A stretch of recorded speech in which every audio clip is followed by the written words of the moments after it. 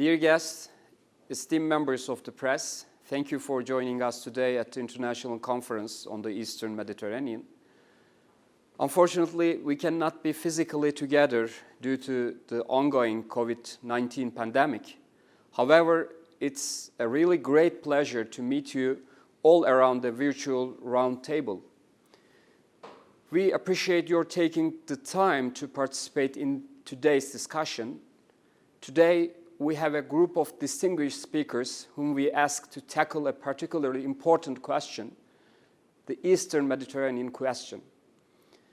The Eastern Mediterranean has been called many things in recent years. Some former colonial empires see it as the birthplace of their new empires. However, others consider it the next global flashpoint. For us, for Turkey, the Eastern Mediterranean represents part of our blue homeland. In recent months, our message to the world has been so clear. The Turkish people may disagree on certain issues, as people do in democracies, but we are united in our defense of Turkey's rights and interests. We know that the law is on our side. We also know that the loudest voice in the room is not necessarily right. That is why Turkey, under the leadership of our President Recep Tayyip Erdoğan, has been advocating diplomacy and dialogue.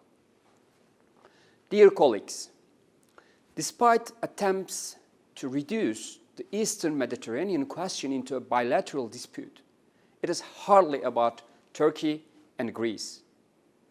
Yes, the disagreement is primarily bilateral. Any solution, like any confrontation, must and will involve both countries. At the same time, it is up to Turkey and Greece to further escalate or defuse the situation. Still, this is more than just another bilateral dispute. That people everywhere follow it so closely supports this claim. The second level is regional. There are regional players on both sides. Their decisions calculate policy decisions in Turkey and Greece. Indeed, across the region, there are two competing ideals. On the one hand, Turkey and others believe that democracy and diplomacy are needed. On the other hand, you have disruptive actors. That actors have a clear taste for military dictatorships and violence. Which side wins will determine the future of the region and, of course, the international order. Dear participants, thanks to our President's determination and with the help of NATO Secretary General Stoltenberg, German Chancellor Angela Merkel, and European Council President Charles Michel, dialogue and diplomacy have been given a chance. We welcome the opportunity to engage in exploratory talks with Greece because you cannot go wrong with diplomacy.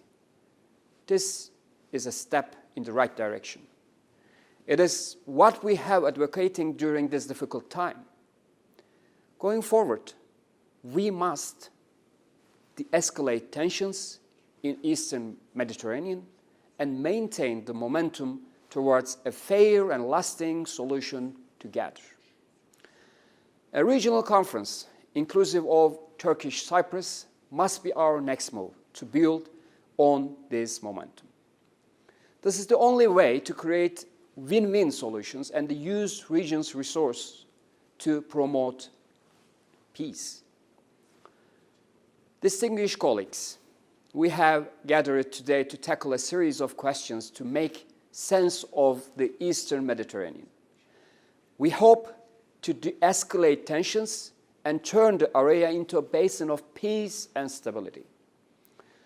Those questions include, but are not limited to, the following.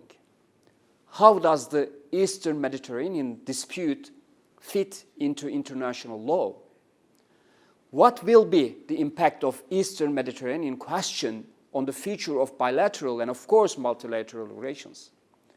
What is Turkey's vision for the Eastern Mediterranean? Today's event will facilitate a timely discussion on all these issues and more.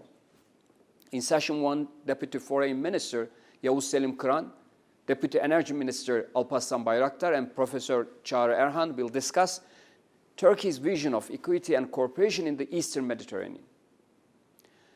Following the coffee break, session 2 will bring together Professor Gülnur Aybet, a senior advisor to the President, as well as Mike Doran from the Hudson Institute and the Jamestown Foundation's Glenn Howard and Professor Mark Meyerowitz.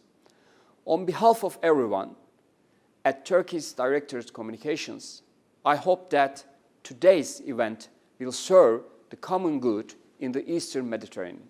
Thank you.